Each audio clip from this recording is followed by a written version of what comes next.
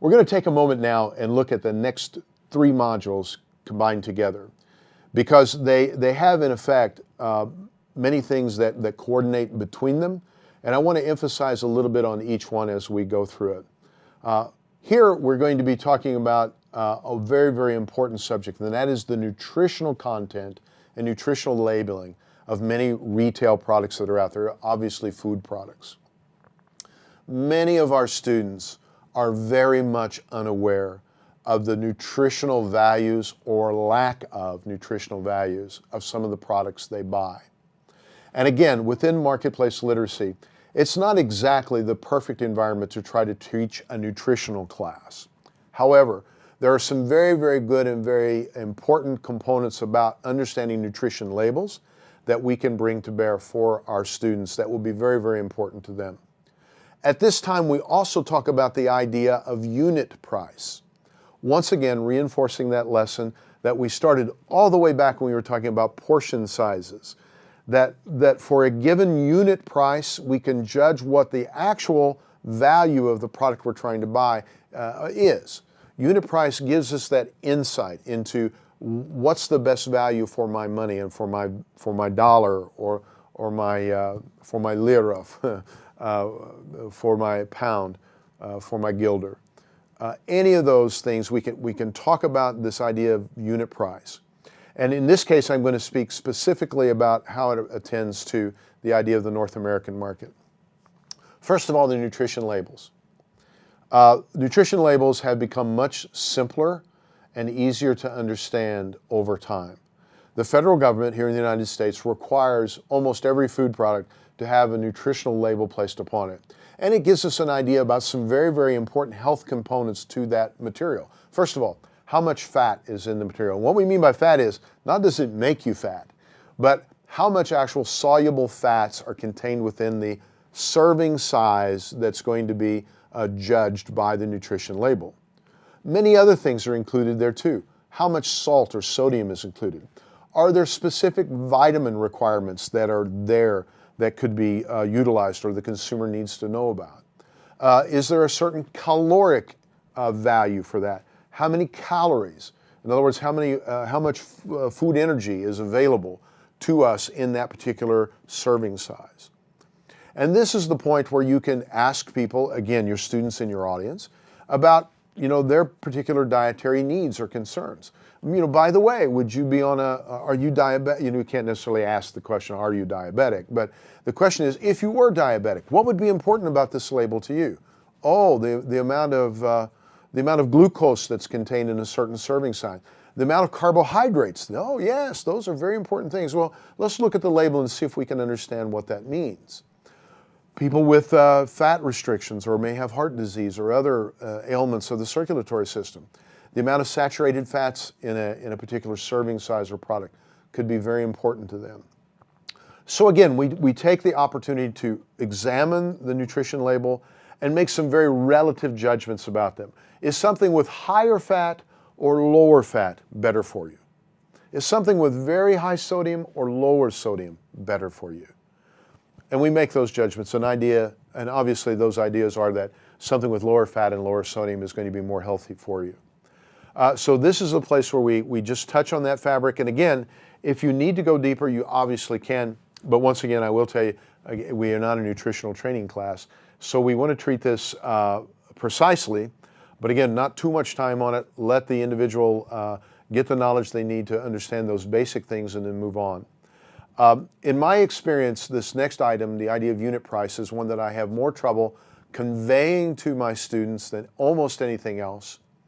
But it is miraculous when they understand it, because then they are able then to be empowered to look at the different serving sizes and different quantities of product and make a very, very accurate judgment to the value of what we get. And remember, marketplace literacy is much about value. What do I give and what do I get?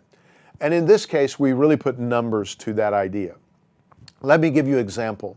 In the material, in North America, we use the idea of serving sizes and packages of Coca-Cola. We look at a very small 6-pack of Coca-Cola. We look at a larger 12-pack, and then we look at a case. And then we actually say, okay, which is the better buy? Well, obviously the 6-pack of Coca-Cola costs less in terms of its absolute value in terms of dollars, $3.50 perhaps for a 6-pack. But in reality, it's the larger quantity of Coca-Cola in the case quantity that we receive the best value in terms of the total amount of Coca-Cola we get for the total amount of money we get. Obviously, the pricing for the smaller quantities is higher. Why? It's more convenient, and most people would probably buy a more convenient size. And again, the people who create those prices and marketers are very astute to that.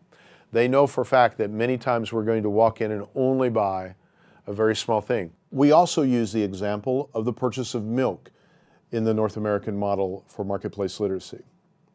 Now, this is a great example because we also look at the single serving size of milk, which may be 8 ounces. Then we look at the price of a gallon of milk. Currently in North America, a gallon of milk might be $3.50. You might even find that single serving size of milk costing as much as $1.